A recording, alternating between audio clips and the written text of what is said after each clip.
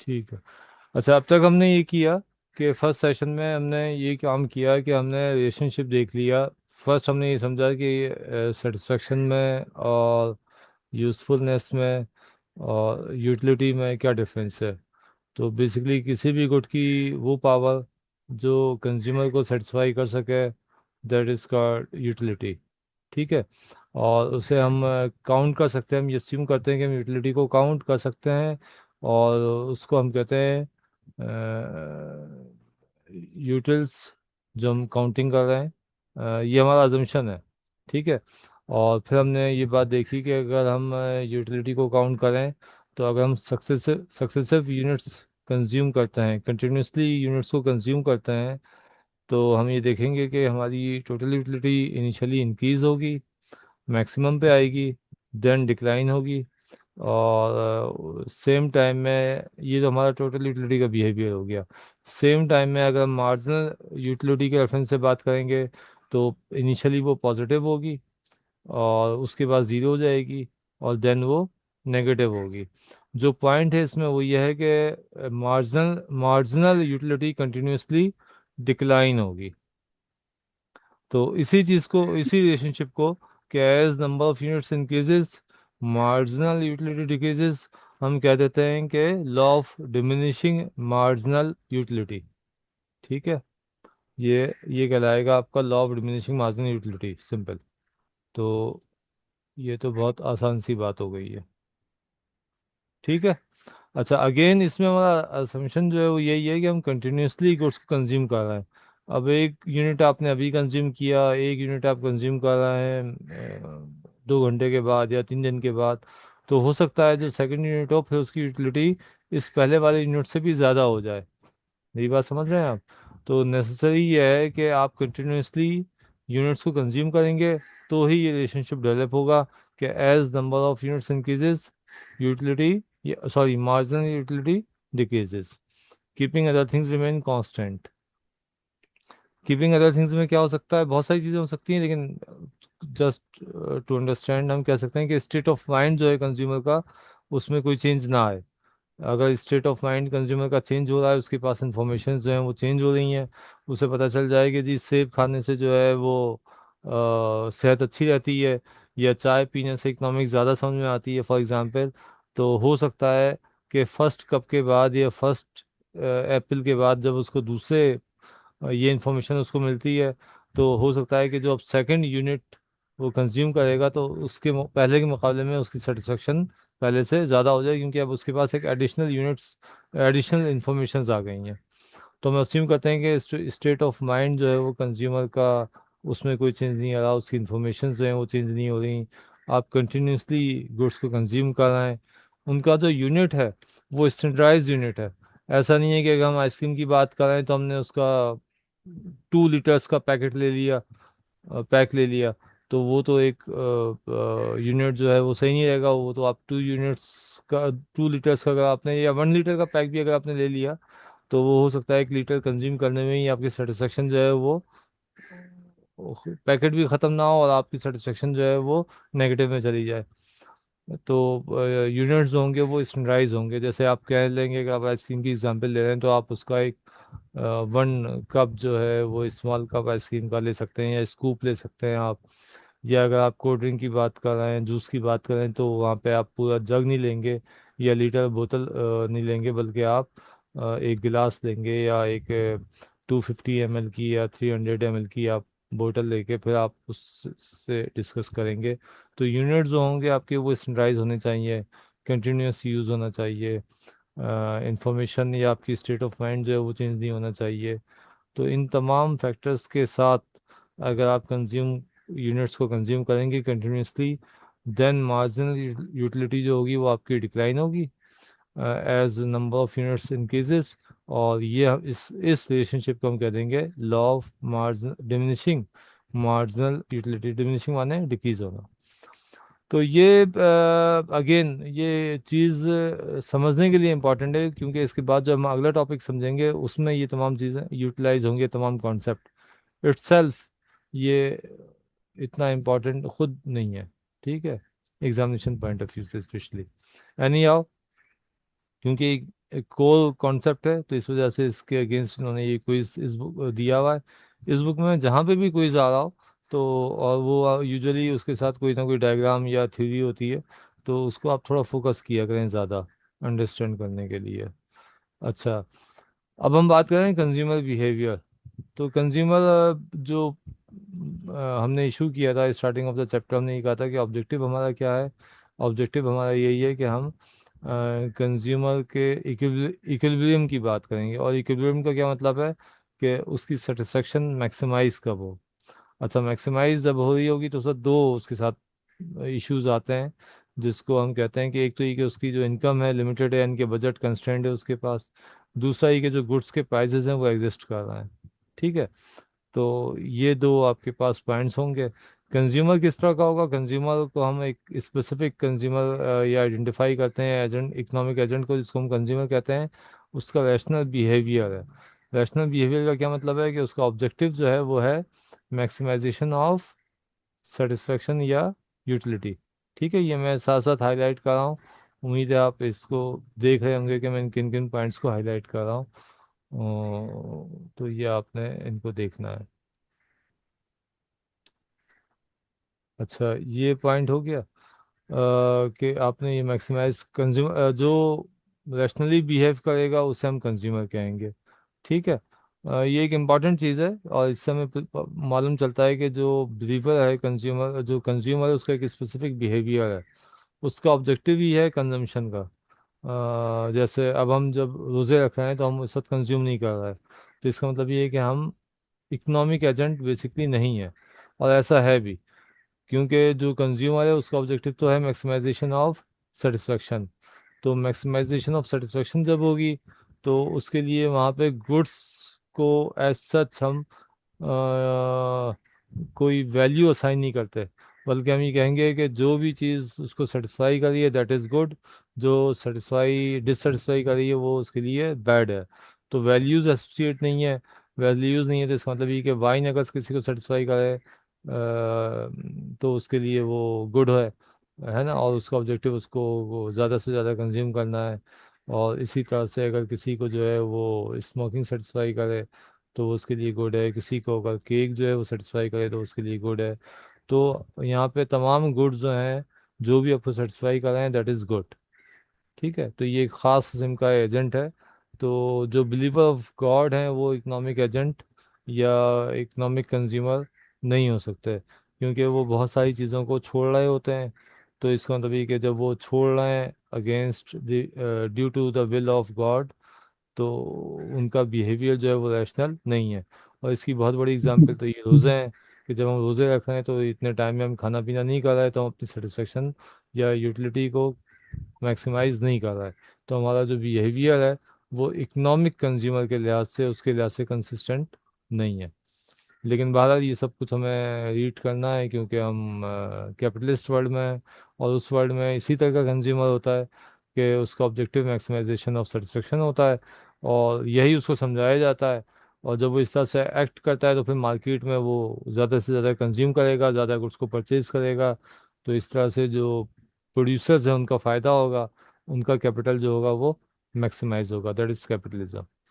और दूसरा ये कि प्रेफरेंसेस उसके कैसे होते हैं, उसके प्रेफरेंसेस बिल्कुल क्लियर कट प्रेफरेंसेस होते हैं।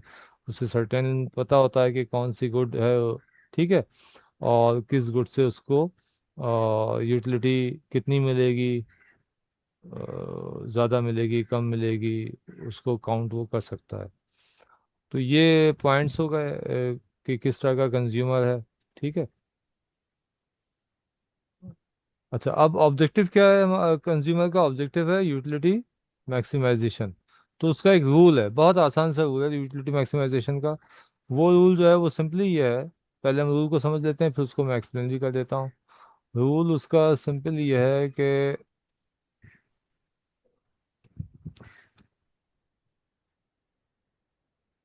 Marginal utility of A divide by margin, हाँ ये आ गया, marginal utility of A divided by price of A is equal to marginal utility of B divided by price of B.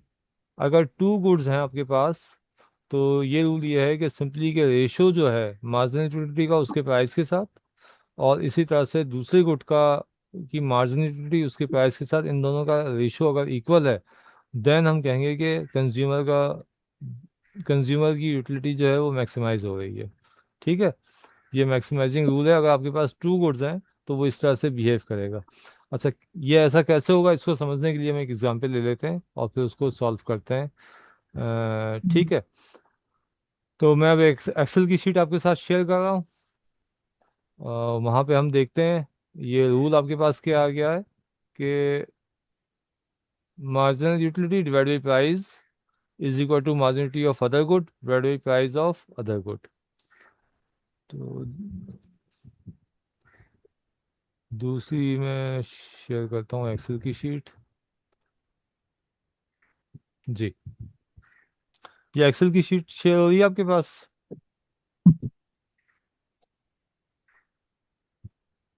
Yes sir, हो रही है, share हो रही है। ठीक है। अच्छा, अब ये हमारे पास, हम यहाँ पे देख रहे हैं कि थ्री टाइप्स के आपके पास गुड्स हैं। एक गुड है आपके पास ए, दूसरा गुड है बी, और तीसरा गुड है सी।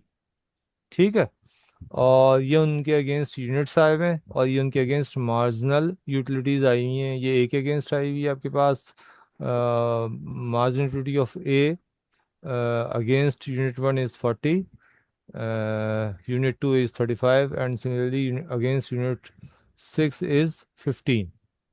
क्लियर? तो law of diminishing marginal utility को ये तीनों गुड्स फॉलो कर रहे हैं, implies दैट कि as units increases marginal utility of successive unit decreases. तो मार्जिनल यूटिलिटी ऑफ ए जो है वो 40 से डिक्रीज होकर कितनी आ गई है? 15 हो गई है।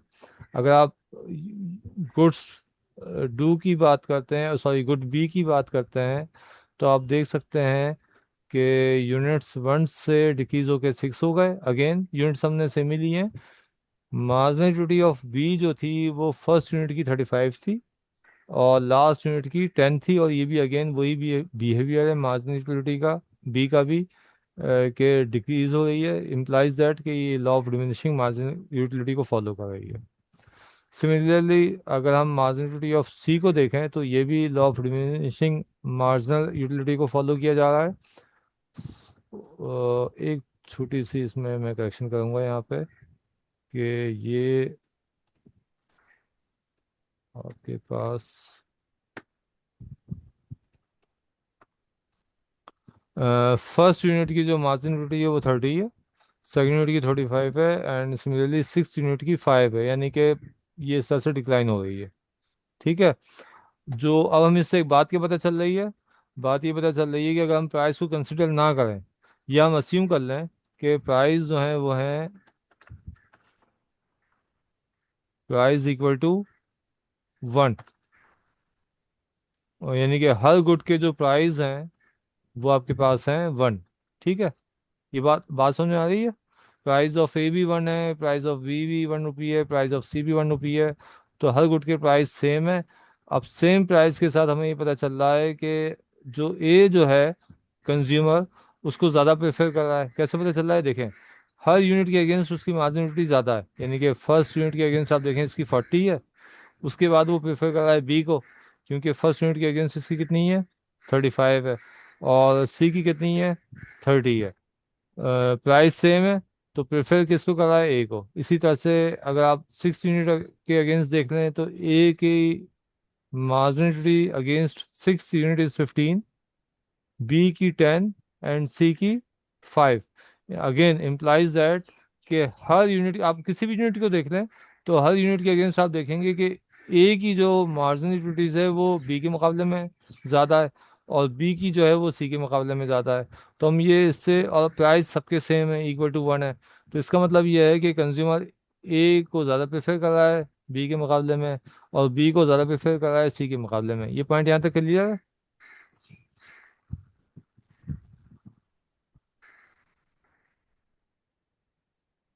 जी सर, हेलो, क्लियर है। ठीक है। तो जी क्लियर है सर।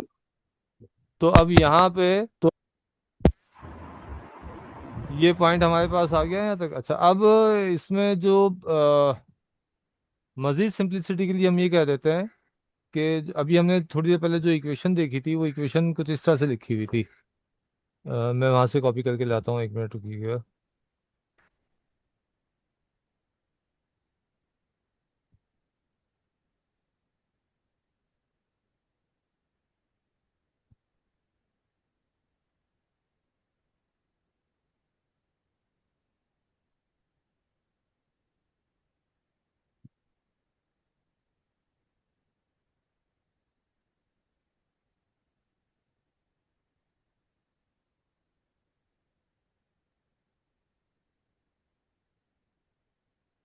हाँ नहीं, वो आ नहीं पा रहा, मैं यहाँ लिख देता हूँ दोबारा से। हमने जो अभी थोड़ी देर पहले पढ़ा था वो ये था कि margin duty of good A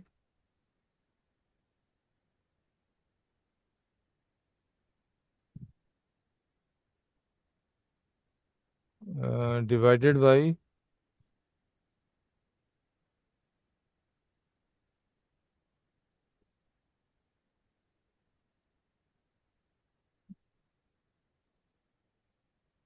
price of A, ठीक है।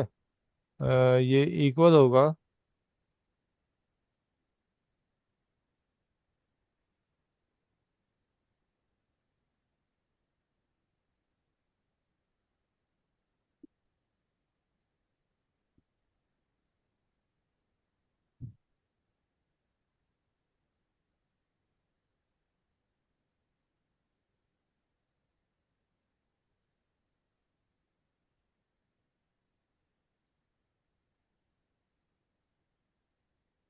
ये अभी हमने थोड़ी देर पहले डिस्कस किया था वहाँ पे कि margin duty of A divided by price of A, यानी कि ये रेशो, ये मैं, ठीक है, ये इक्वल होगा marginal duty of B divided by price of B के।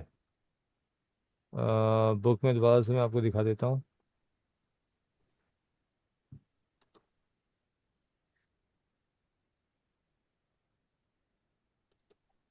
Recording in progress. ठीक है, ये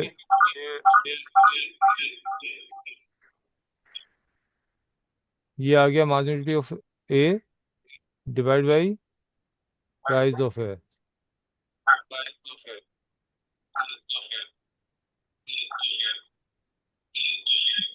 सर किसी का माइक ऑन है, आवाज जी, अब आ रही है सही? जी सर। अच्छा, अब यहाँ पे हम ये कह रहे हैं कि marginality of A divide by price of A is equal to marginality of B divide by price of B. ये फिदा साहब, ये आप रिकॉर्डिंग ना करें क्योंकि उसकी वजह से ये रिकॉर्ड वो हो रहा है, इको आ रहा है। Okay sir. अच्छा, marginality of A divide by price of A is equal to marginality of B divide by price of B, ठीक है। इसको हमने थोड़ा सा शॉर्ट करके वहाँ पे एक्सेल की शीट में इस तरह से दोबारा से लिख लिया है। ये ये आ गया आपके पास, ठीक है। Marginality of A divided by price of A is equal to marginality of B divided by price of B. अब बुक में टू गुड्स लिए हैं, हमने यहाँ पे थ्री गुड्स ले लिए हैं। तो अगर हम थ्री गुड्स ले लिए हैं तो इसमें क्या चेंज आएगा?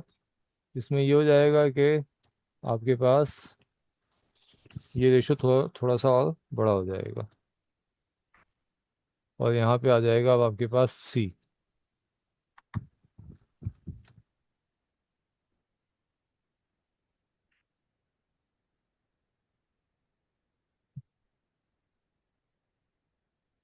ठीक है, तो ये ए गुड, ये बी गुड और ये सी गुड, बेसिकली क्या कर रहे हैं हम, इनका रेशो ले रहे हैं, ठीक है ना। तो ये मैं आपको दोबारा से लिख देता हूँ। ओहो,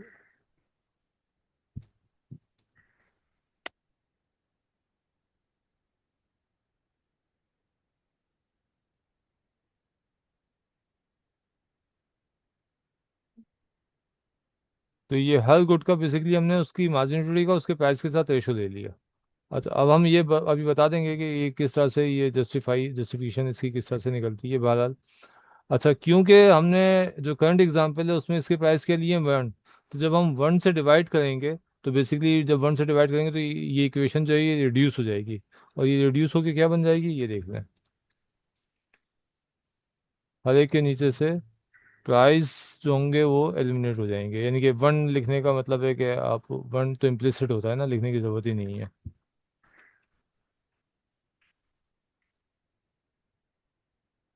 तो ये इक्वेशन सिंपली रिड्यूस होकर इस फॉर्म में आ गई, marginality of A divided by price of A की जगह वन आ गया तो वन लिखने की जरूरत नहीं है, marginality of B divided by price of B की जगह पे वन आ गया, लिखने की जरूरत नहीं है, प्राइस मार्जिनिटी ऑफ सी, सी की जगह पे अगेन प्राइस ऑफ सी की जगह पे वन आ गया तो लिखने की जरूरत नहीं है। तो ये इक्वेशन रिड्यूस होकर इस फॉर्म में आ गई, इफ प्राइस इज वन, ठीक है।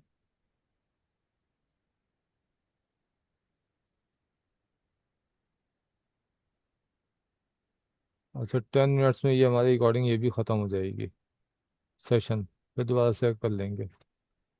तो अगर ये कंडीशन है तो फिर उस सूरत में आपके पास ये पोजीशन आएगी। अगर प्राइस इक्वल है तो ये इक्वेशन इस तरह से रिड्यूस हो जाएगी, ठीक है। और इससे होगा क्या, अगर हम इस तरह से कंज्यूम करेंगे तो हमारी सेटिस्फेक्शन या सॉरी कंज्यूमर की सेटिस्फेक्शन जो है वो मैक्सिमम हो जाएगी। अब इस पॉइंट को देख लेते हैं कि अगर हम इसको फॉलो करते हैं तो मैक्सिमम होगी या नहीं होगी, ठीक है।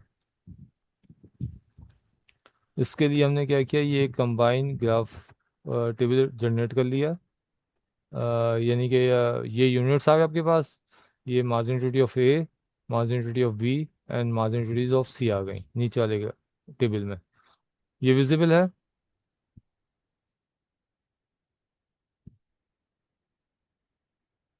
कोई एक अनम्यूट करके बता जी दे। सर, बिल्कुल। ठीक है। अच्छा अब क्या हो रहा है इसके अंदर, इसमें ये हो रहा है सिंपली कि अगर मैं अस्यूम करता हूँ,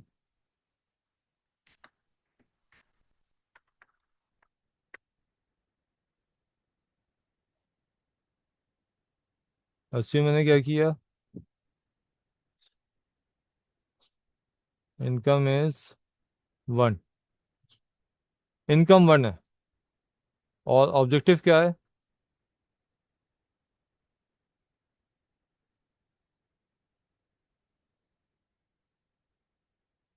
objective is maximisation of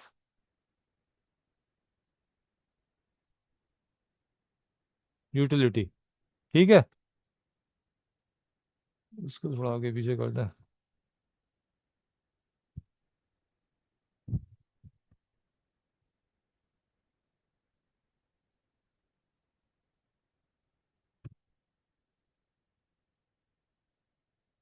objective is maximisation of utility. और अच्छा ये कब ऑब्जेक्टिव होगा, ये ऑब्जेक्टिव किसका होगा, कंज्यूमर का, ठीक है। और यही कंज्यूमर इक्विलिब्रियम कहलाता है। जब ये यूटिलिटी मैक्सिमाइज हो जाएगी, ऑब्जेक्टिव अचीव हो जाएगा, तो हम कहेंगे कंज्यूमर इक्विलिब्रियम में आ गया। अच्छा फर्स्ट अजम्पशन अजम्पशन ये ले लिया कि इनकम इज 1।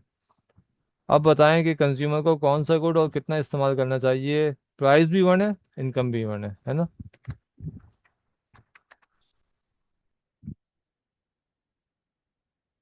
जी बताइए।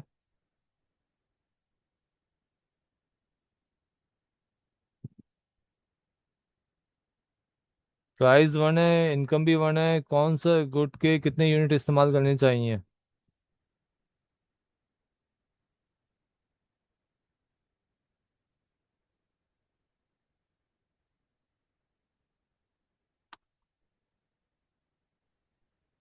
Sir 1 unit. किसका, तीनों का। वह नहीं, इनकम हमारे पास 1 है ना, तो अगर हम तीनों के इस्तेमाल करेंगे 1 यूनिट तो हमारे पास तो फिर 3 इनकम होनी चाहिए, क्योंकि हर यूनिट के प्राइस जो है वो 1 है। तो हमें तो कोई एक यूनिट परचेज कर सकते हैं हम। तो बस फिर सर यूनिट ए लेंगे क्योंकि ये उसमें ले यूनिट 1 यूनिट, पे हाँ गुड ए, 40 मैक्सिमम है। बिल्कुल सही है। तो हम ये लेंगे लेंगे गुड ए, ठीक है। अब अगेन, अब मैं चेंज करता हूँ। नाउ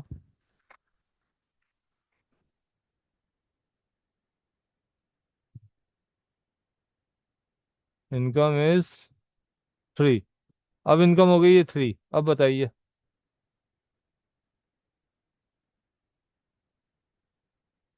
सर अब तो तीनों के ले सकते हैं ना, उसके पास चॉइस है, वो तीनों के ले ले या फिर वो कोई एक के 3 ले ले। हाँ इस ये तरह भी कर सकते हैं। आपको बताना है कि अगर उसने यूटिलिटी को अपनी मैक्सिमाइज करना है तो वो किस तरह से कंज्यूम करेगा। इनकम है उसके पास 3 रुपीज़, सर वो एक के ही 3 ले लेगा, एक मैक्सिमम हो ही जाएगी। एक ही 3 ले लेगा तो मैक्सिमम हो जाएगी, ठीक है। अच्छा यहाँ पे इसके पास दोनों ऑप्शन हैं, आप देखें। अगर इस तरह से वो जाता है जो आपने बताया वो ठीक है, 40, 35 और 30, इन तीन को अगर हम ऐड कर लें तो जी। आपके पास यूटिलिटी जो जाएगी वो जाएगी 105, ठीक है। इन तीनों को यस ऐड कर सर। लेंगे तो 105 हो जाएगी।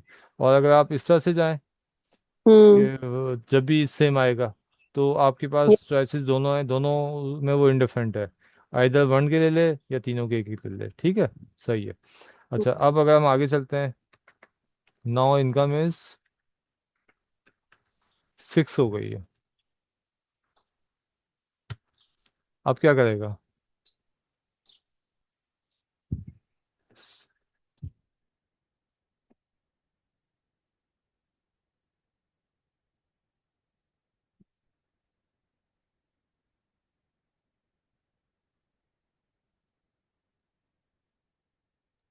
सर वो तीनों के दो दो यूनिट ले सकता है मैक्सिमम के लिए। कोई सर अभी और भी बता। यही लेगा ना, जी। अभी भी एक या 6 यूनिट से लेगा। हम्म हाँ, ये जो आपने आंसर्स दिए हैं, स्टूडेंट्स अमूमन यही आंसर्स देते हैं कि दोनों तरह के आंसर्स आते हैं कि वो दोनों भी ले सकता है, एक ही के ले सकता है। लेकिन हमें यहाँ पे थोड़ा सा रैशनली इसको, एक टेक्निकली इसको देखना है चीज़ों को, ठीक है। आ, यहाँ तक तो ठीक था कि सपोज फर्स्ट यूनिट आपने लिया, 40 ले लिया। अभी आप देखें इसमें हम करते किस तरह से काम है। जब अगर आपके पास इनकम 3 थी, तो अब आप क्या करेंगे, सेकंड यूनिट पे आप आएंगे। फर्स्ट यूनिट आपने कंज्यूम कर लिया इसका, सेकंड यूनिट पे अब आएंगे तो अब आपने कंपेयर करना होगा दोनों पे। अब सेकंड यूनिट अगर आप इसका लेते हैं ए का, तो आपको 35 यूनिट्स मिलेंगे। यहाँ पे जाते हैं तो यहाँ पे भी 35 मिले, तो आप इंडिफरेंट है। आप ये भी ले सकते हैं और ये भी ले सकते हैं, ठीक है। मेरी बात समझ रहे हो? Yes sir. अच्छा, जी जी। अब आप जब थर्ड यूनिट पे आप आते हैं, तो थर्ड यूनिट पे अगर आप आए यहाँ पे, तो यहाँ पे कितने मिल रहे हैं आपको? 30, जी। ठीक है। और यहाँ पे कितने मिल रहे हैं? 35। 35। तो क्या हुआ अब आपके पास? अब आप किस तरह से परचेज करेंगे? 2 यूनिट्स आप इसके लेंगे। अब मैं इनकम हम्म। 3 की बात कर रहा हूँ, ठीक है। और थर्ड यूनिट आप इसका लेंगे। मेरी बात समझ रहे हैं आप?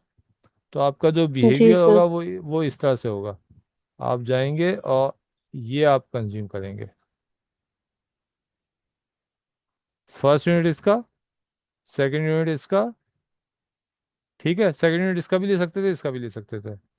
थर्ड यूनिट जब आए तो आपको यहाँ पे मिल रही है 30 यूनिट्स यूटिलिटी। लेकिन अगर आप यहाँ पे चले जाते हैं, तो आपको कितनी मिल रही है? 35 मिल रही है। तो आप यहाँ पे चले जाएंगे, फिर आप ये नहीं लेंगे। क्लियर है? तो जब आपकी इनकम 3 रुपीज़ थी, तो उस वक्त आप किस तरह से, अब आप देख लें, आपकी यूटिलिटी कितनी हो जाएगी अब? 35, 70 और 40, 110 हो जाएगी। 110। पहले जब आप जा रहे थे, इस तरह से 3 ले लें या इस तरह से 3 ले लें, तो आपको कितनी मिली थी? 105। 105। तो यहाँ पे आपको ज़्यादा मिल रही है, पहले कम मिल रही थी। क्लियर है? अच्छा, अब यहाँ पे पता क्या चला हमें? पता ये चला कि यहाँ पे दोनों चीज़ें क्या हो रही हैं, सेम हो रही हैं। देखें, marginality of A is equal to marginality of B. ये जो हमने यहाँ पे इक्वेशन बनाई थी, ये वाली इक्वेशन, अगर टू गुड्स को हम देखें, तो यहाँ पे इन दोनों की यूटिलिटीज क्या हो रही हैं, सेम हो रही हैं। और जब वो सेम हो रही है, तो आपकी यूटिलिटी क्या हो रही है? मैक्सिमम हो रही है। क्लियर है? ये तो हमने केस किया जब आपकी इनकम थी 3 रुपीज़। अगर 6 में आ जाते हैं, तो 3 रुपीज़ तो हमने यहाँ पे स्पेंड कर दिए थे। 4 रुपये हम यहाँ स्पेंड करेंगे, क्योंकि 35 के बाद हमें मिल रही है 30 यूटिलिटी, ठीक है। फोर्थ यहाँ करेंगे। फिफ्थ हम यहाँ नहीं करेंगे, यहाँ मिल रही है 35 और यहाँ मिल रही है 30। तो 5 रुपये हम यहाँ करेंगे। सिक्स्थ हम यहाँ नहीं करेंगे, सिक्स्थ हम करेंगे यहाँ पे। तो आपकी इस तरह से आपका चलेगा। अगेन आप देखें कि आपके 6 रुपीज़ भी स्पेंड हो गए, और आपकी जो यूटिलिटीज़ हैं वो सेम हो गई। अब मैं आपको 5 मिनट्स का असाइनमेंट दे रहा हूँ, 10 मिनट्स का असाइनमेंट, क्योंकि ख़त्म होने वाला है। कि अगर आपकी इनकम 9 है तो आप किस तरह से स्पेंड करेंगे, आपकी इनकम अगर 12 है तो आप किस तरह से स्पेंड करेंगे, और अगर आपकी इनकम 15 है तो किस तरह से स्पेंड करेंगे। 3 इनकम्स हैं आपके पास, ठीक है। क्लियर है? सर ये असाइनमेंट अभी क्लास असाइनमेंट है जी जी, क्लास है। और पहले वाला भी क्लास असाइनमेंट था। जी जी जी। नाउ इनकम इज 9, 12 एंड 15, ठीक है। ये 10 मिनट्स का क्लास असाइनमेंट है, उसके बाद फिर आते हैं।